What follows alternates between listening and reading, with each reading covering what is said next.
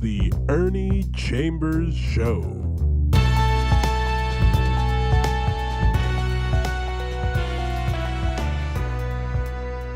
Brothers, sisters, friends, enemies, and neutrals. Some subject matters are large, and it's difficult to complete it in one setting. When I was in the legislature dealing with trying to get rid of the death penalty, the analogy I would use is that of a hippopotamus.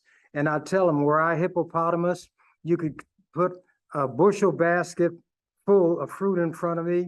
I could open that wide mouth and swallow it all in one gulp. But I'm not a hippopotamus. We're not dealing with a bushel basket full of fruit, but we're dealing with the death penalty. And there are a lot of people who are in favor of it. I am one of those strongly opposed, so I have to do it incrementally, a bite at the time, even though I like to swallow it in one gulp. This subject that I have today is going to have to take me 2 sessions to complete it. It's a very important one, and it is abortion. If men got abortions, if men were pregnant, and everything that's the way it is now would remain so, do you think a man would have trouble getting an abortion? Not at all. What they would do is say, "Come on in, old bloke." And you know who's saying that? McDonald's and Burger King. They would be giving the bloke an abortion with a side of fries and a Coke. And nobody would raise an eyebrow. No cat would whimper. And these men would consider their abortions the way that the old gunslingers considered shooting somebody and killing them, just another notch on the gun. Women are a majority of the population. That partially is explained by the fact that when wars occur, large numbers of men are killed. Women don't need to demonstrate in the street. They don't need to get frantic. They need to do what Black people and everybody else who has an issue needs to do. That's vote. Vote, vote.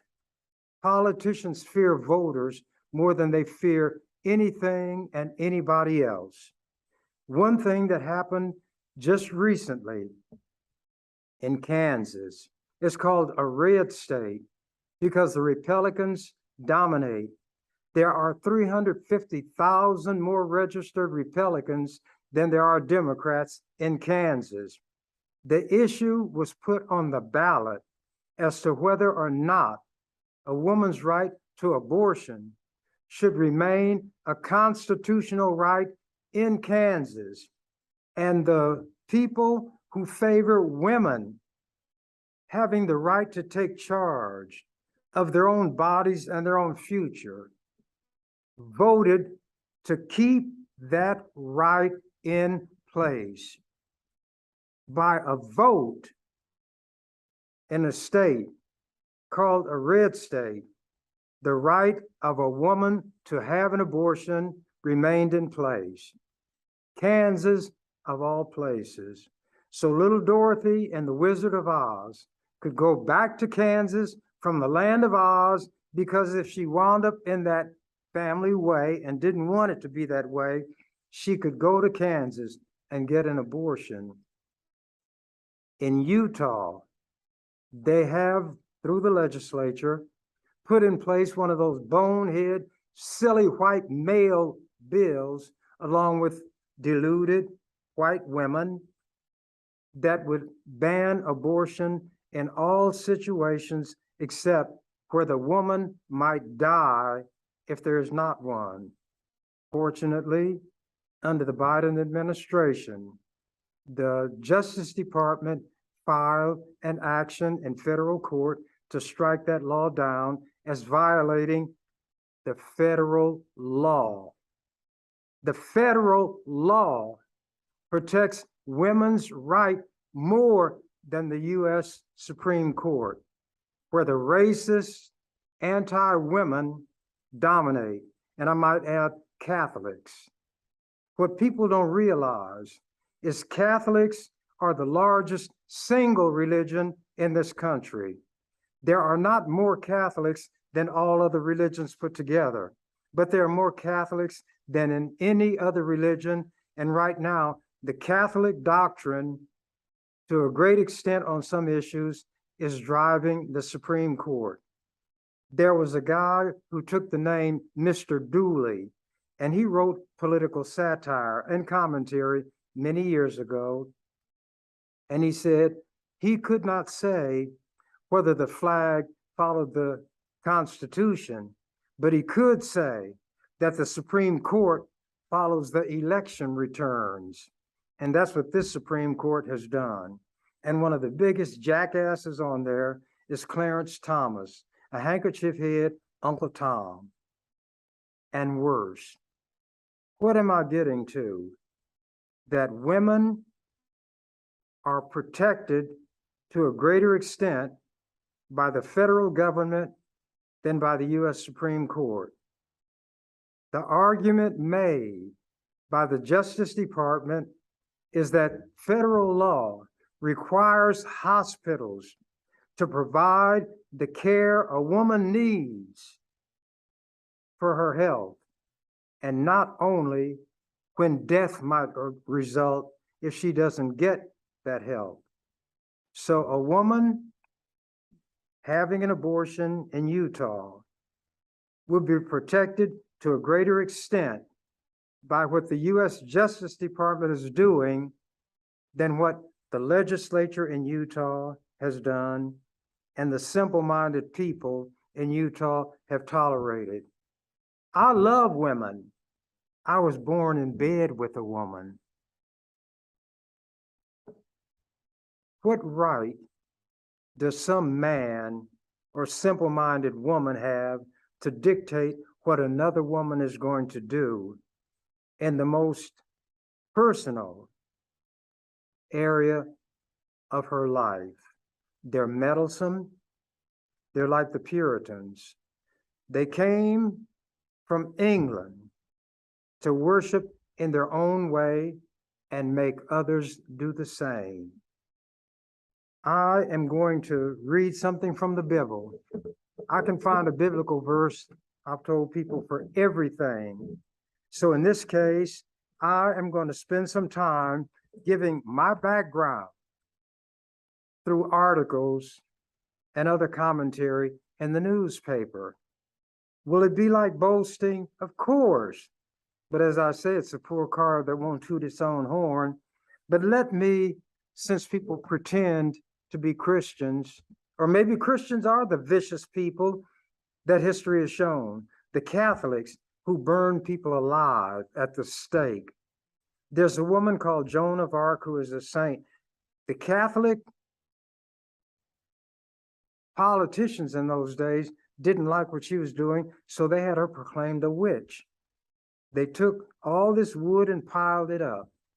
They took this woman and tied her to the stake up and down, and then they lit the fire. And imagine what that would be like. Have you ever picked up a hot pot and you could let it go right away? Taking a sip of coffee that was hotter than you thought, out it goes. But have you ever thought of somebody taking your hand and putting it against the side of a red hot stove and holding it there? Take an electric stove where the eyes simply light up, no flame is in a gas stove, and put your hand on there and turn it up to the highest level where every circle is red, and hold your hand on it. The sizzling, the smoke, the stench of burning flesh.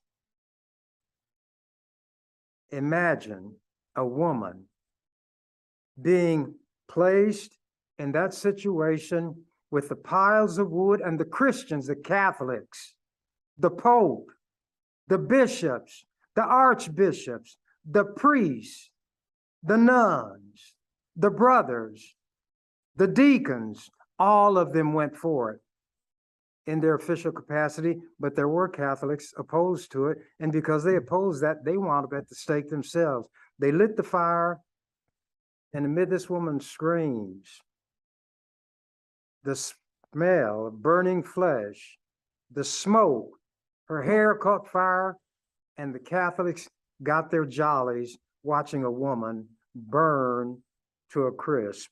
That's Christianity. So I don't ever want to be mistaken for, blamed for, as, and insulted by being called a Christian. But let me read what a Christian wrote. He's considered the greatest of apostles, Paul. And this is from the Bible, the King James Version. 2 Corinthians, the 11th chapter, 16th verse. I say again, let no man think me a fool. If otherwise, yet as a fool receive me, that I may boast myself a little. That which I speak it not after the Lord, but as it were foolishly in this confidence of boasting. Seeing that many glory after the flesh, I will glory also. For ye suffer fools gladly, seeing ye yourselves are wise. For ye suffer, if a man bring you into bondage, if a man devour you, if a man take of you, if a man exalt himself, if a man smite you on the face, you suffer that. I speak as concerning reproach, as though we had been weak. Howbeit, whensoever any is bold, I speak foolishly. I am bold also. Are they Hebrews? So am I. Are they Israelites? So am I. Are they the seed of Abraham? So am I. Are they ministers of Christ? I speak as a fool. I am more. In labors, more abundant. In stripes, that means lashes, above measure. In prisons, more frequent. In deaths, often. Of the Jews, 5 times received I 40 lashes, save one. 39 were the ones they give. They had the cat o' nine tails, or the whip that had 3 prongs, and you got 13 of those, which gave you 39, or they might actually hit you 39 times. Of the Jews, 5 times received I 40 stripes, save one. Thrice, that means 3 times, was I beaten with rods. Once was I stoned. Thrice I suffered shipwreck. A night and a day I have been in the deep. In journeyings often, in perils of waters, in perils of robbers, in perils by mine own countrymen, in perils by the heathen, in perils in the city, in perils in the wilderness, in perils in the sea, in perils among false brethren, in weariness and painfulness, in watchings often, in hunger and thirst, in fastings often, in cold and nakedness. Besides those things that are without, that which cometh upon me daily, the care of all the churches. Who is weak, and I am not weak? Who is offended, and I burn not? If I must needs glory, I will glory of the things which concern mine infirmities. The God and Father of our Lord Jesus Christ, which is blessed forevermore, knoweth that I lie not. In Damascus, the governor under Aretas, the king, kept the city of the Damascenes with a garrison, desirous to apprehend me. And through a window and a basket was I let down by the wall and escaped his hands. Paul said he was going to boast, and he boasted. And one other time he talked about the Hebrew of Hebrews. He sat at the feet of Gamaliel, the greatest rabbi of all time. But anyway, let me boast through the newspapers. This is dated June 3rd, 2001. Chambers again, a dominant force. I didn't write this. Quote, if it's hard, I get strong by doing my hard things, not by running. That's why I'll stand on this floor and oppose these bad bills when others will run for cover and try to be nice and coy. Let's pass it anyway and be good guys and women. So for me, I'm going to fight this. I'll fight it tooth and nail, and I'll fight it for 8 hours. Senator Ernie Chambers, March 12th, on a bill relating to teen drinking, LB 114. They were going to put very harsh punishments against youngsters that did not apply to adults. And I did not believe in any person, any group, any race, religion, sex being opposed and oppressed by the laws that were put in place by the body of which I was a member. If this legislative session had been a horseshoe game, Governor Mike Johans would have been the state. Many horseshoe throwing senators were doing what they call their thing. But even as the governor's ideas shaped the broad contour of the session, the melodic voice of Senator Ernie Chambers of Omaha filled the legislative chambers, slowing debate for days, forcing some senators to change or abandon their bills, and in the end, assuring there would be no time for the controversial fetal homicide bill, which would make it a crime to kill an unborn child. It's the way the thing was written. These two personalities appeared to dominate the 2001 legislative session.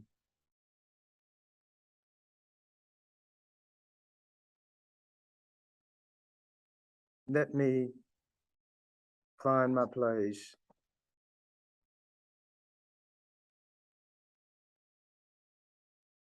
In the end, Johans got most of what he sought.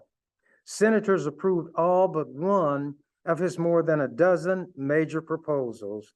The Appropriations Committee followed the governor's lead on much of the mainline budget. Senators overrode only 2 of his more than 30 vetoes, and they refused to raise the sales tax to help school districts give teachers better pay raises, a proposal Johans promised to veto. And I was against the sales tax on any bill under any circumstances because it hurt the poor more than the rich. The poor paid exactly the same amount in sales tax as the rich people. In other words, Little Orphan Annie paid as much as Daddy Warbucks. Now, it was talking about these two personalities. This item that I started from did not have the matter written properly. But let me find it.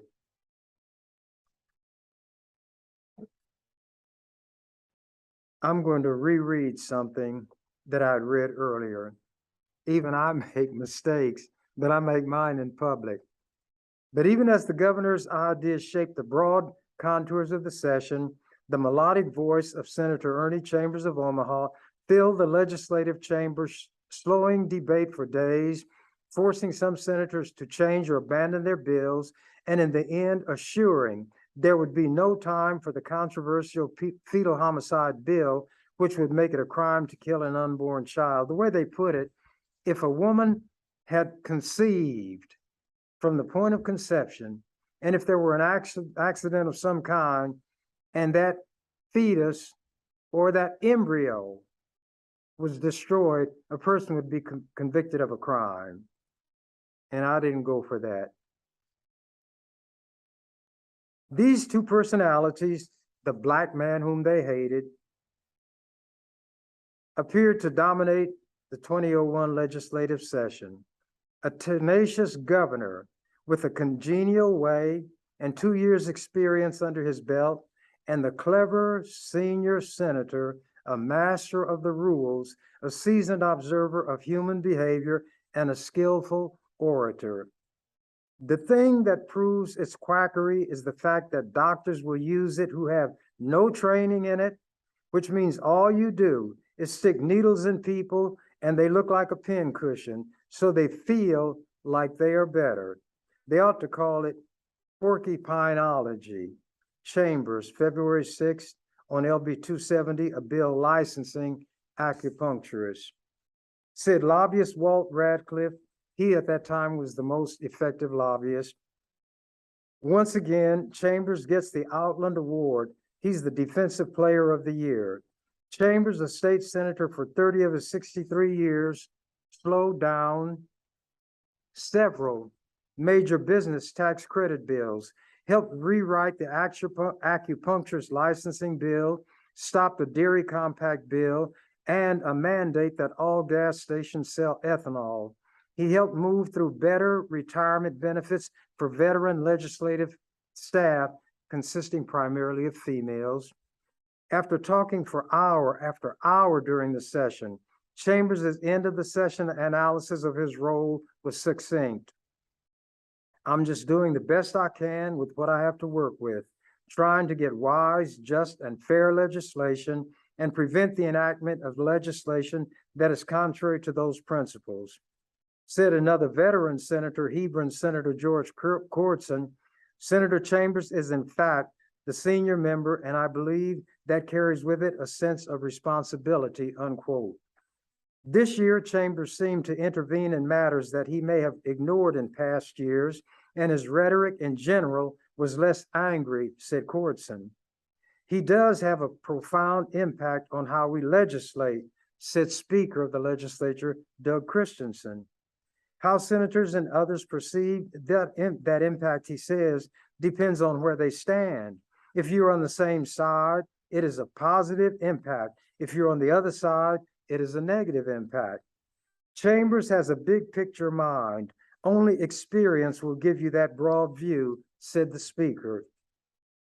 Quote from Chambers, the Democratic Party supposedly, and I emphasize supposedly, is to be the party of the common people, the workers, women, the dispossessed, and the Republicans, on the other hand, are the party of the wealthy, the plunderers, the big corporations. That was Chambers, May 16th of that year, during a lecture to Democrats on how to use the filibuster. Chambers' influence and his verbosity frustrate many inside and outside the chamber. A legislative staff member resigned after Chambers accused him of racist behavior, and the Omaha senator spent hours attacking the Omaha public school system and several programs that spend tax dollars to private school teachers and students. Quote, he's a remarkable man, said Lincoln Senator Mike Foley, who had not become the lieutenant governor at that time. But he believes Chambers steps over the reasonable boundaries that ought to guide the use of a filibuster. Quote, there's a need to take a look at the rules and see if we can't revise them so that we can get more done for the good of Nebraskans, he said. In other words, this black man under our rules outsmarts us, so we have to change our rules to catch him because we can't use our own rules as well as he can. Continue. In fact, the legislature's Rules Committee will take a look at the cloture rule that allows 8 hours of debate before 33 senators can vote and end the talking altogether, said Malcolm Senator Carol Hudkins. Some senators believe the body ought to be able to cut off debate earlier, she said. But Lincoln Senator David Landis says there is a flaw in thinking different rules will resolve the issue. The solution, he said, is the will of the body to do its work. He, meaning Chambers, does provide the pattern on how a minority can protect its interests, said Cordson. It's always done within the rules. Other lawmakers also used the filibuster this year. Omaha Senator Nancy Thompson and Deb Suttle waged an 8-hour filibuster on a juvenile justice issue and eventually won a compromise with opponents. Rural senators filibustered the bill that earmarked part of the state's cigarette tax for 2 urban projects, Lincoln's Antelope Valley and Omaha's Riverfront. They argued the money should be used to maintain state property, to do the unglamorous work of putting on new roofs, tuck pointing old brick, and replacing old furnaces.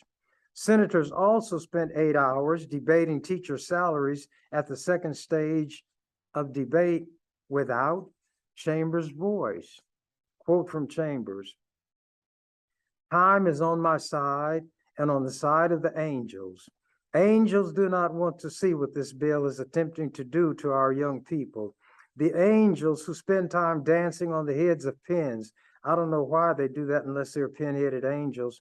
They have ceased their dancing on pins to observe what is happening in the Nebraska legislature." Chambers, March 12th, on a teen drinking measure. All those senators accomplished much, building a $5.5 billion budget, working through thorny redistricting issues without much open warfare, and passing more than 200 calls. There was little innovation and no crises. This was a session of manufactured or planned issues. There was no outside crisis that people had to respond to, said veteran lobbyist Walt Radcliffe. Events did not define the agenda. People formed the agenda, he said. Omaha Senator Kermit Bashir shared this opinion, quote, "This has been a session of small, large issues. We did not have any earth-shaking or mind-shattering issues." Here's something Chambers said: "Now, this is not X-rated, so nobody needs to go running out of here. Members of the legislature, for too long in Nebraska, too many people have had their noses in other people's crotches. They're concerned about what consenting adults do behind closed doors with other consenting adults, and I have no concern with that. I do have concern about human beings. I believe that anything born of a man and a woman, born, I emphasize, is a human being." Chambers, April 3rd, on a proposal to ban housing discrimination against gays and lesbians. Johans eventually vetoed the measure, and I continued to fight for the rights of those people. Johans, the governor, benefited from his collegial working style and longevity, according to Speaker Christensen. Traditionally, governors' second and third years are their best. I'm skipping some of this.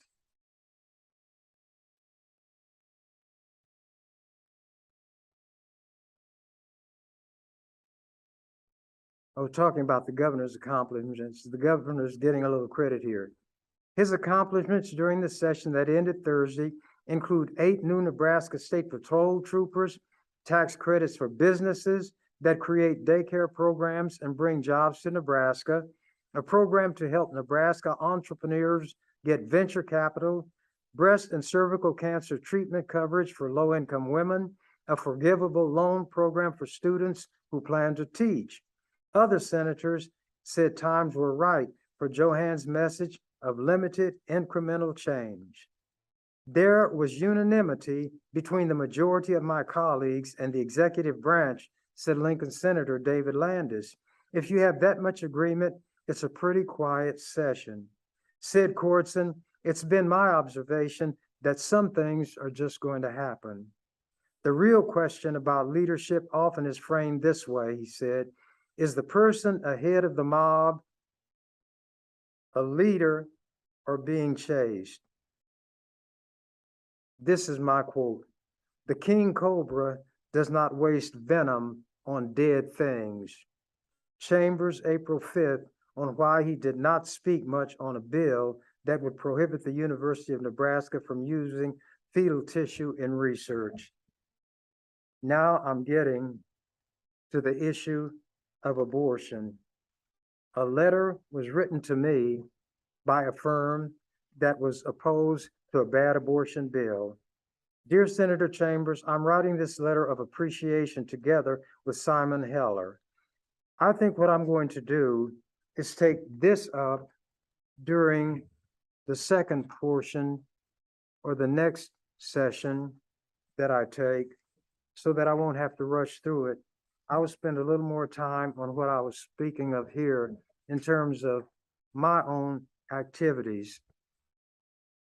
I have always, once I began to think for myself, done what I believed was right for me to do.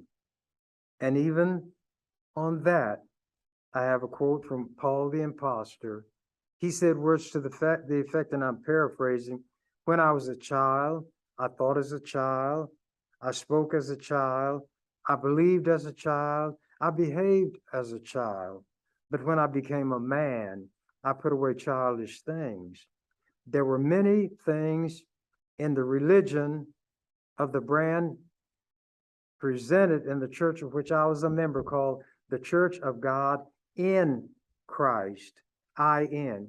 Some people who are not familiar with that church call it the Church of God and Christ. It is the word in, God in Christ, which shows how little regard people have for that particular denomination because they didn't take time to even find the name of it. But many people in that church were older. They couldn't read. They pretended that they could.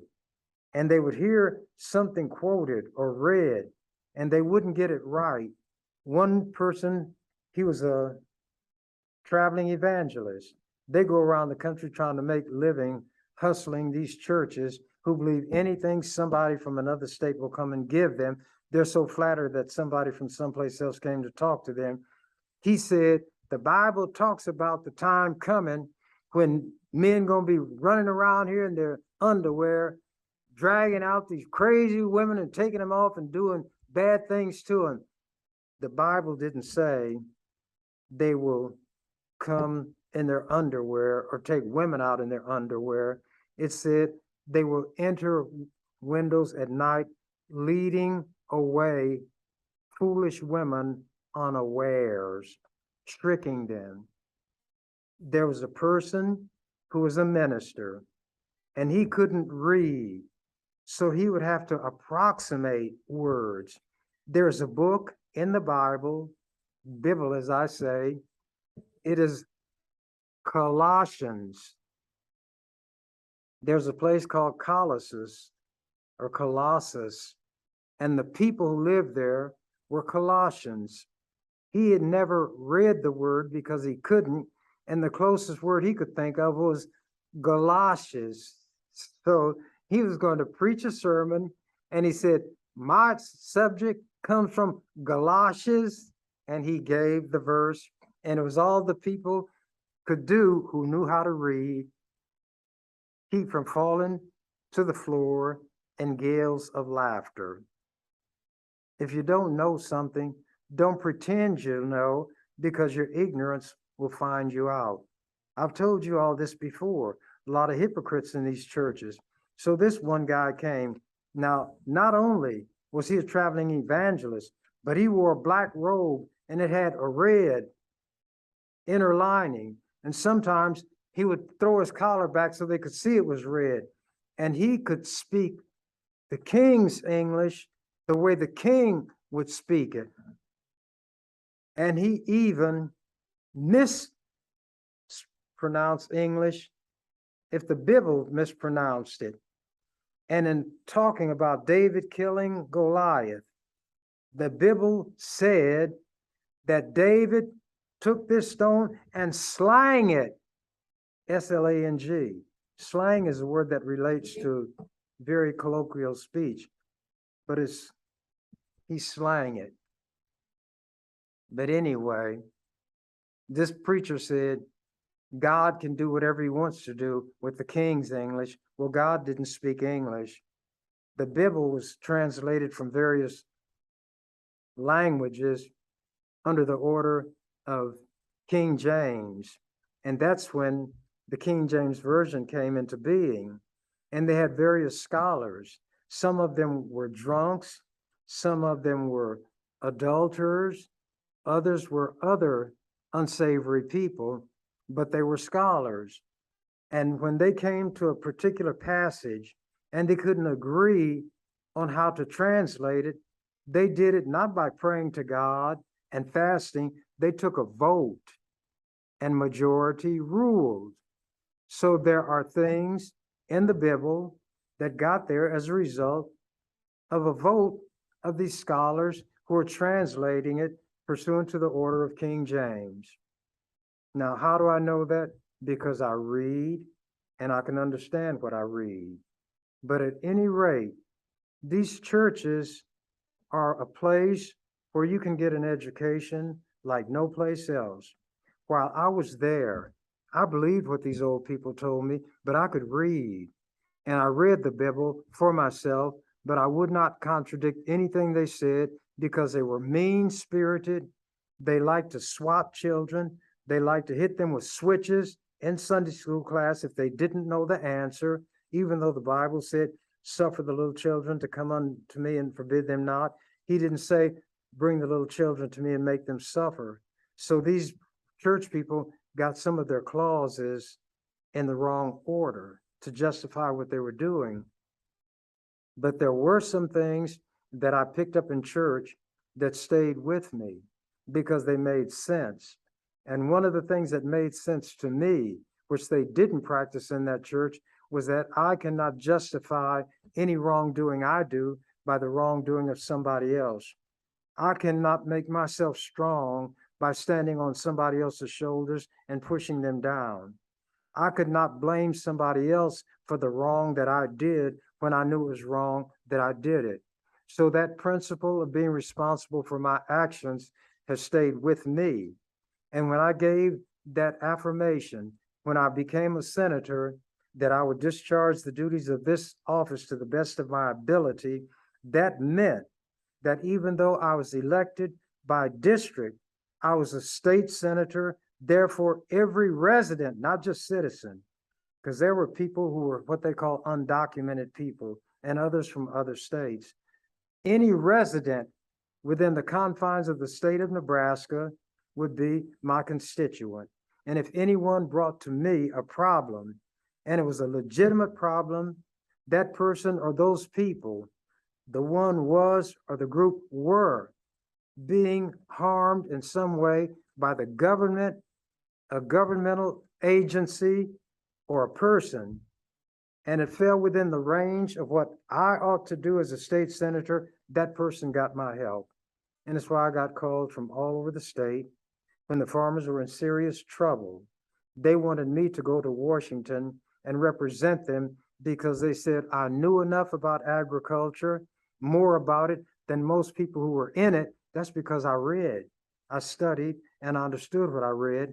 And they wanted me to go there, and they signed a petition with hundreds of signatures to establish that I was indeed the one who would speak for them. And I told them, that is not one of my duties. You have to get one of your own to do that. And the general consensus was, but none of our own know agriculture like you do. Nobody has studied the law like you do. But more than that, nobody will be true to our interests like you will be. I said, well, be that as it may, I won't do it. You're going to have to call your representatives to account. Call those you voted for to account. But those that you voted for who are not taking care of your interests, as well as I take care of your interests, are doing things to harm the people who sent me down here. If I would tolerate it, they would lash me with a whip. And if it weren't for the federal government, they would still be putting on pillowcases, bed sheets, and carrying an American flag and torches and lynching us and burning us alive in a Christian ceremony. Those are the things I would give back to these people. And I told them, put the pressure on those who represent you to do what you say that you believe I would do for you.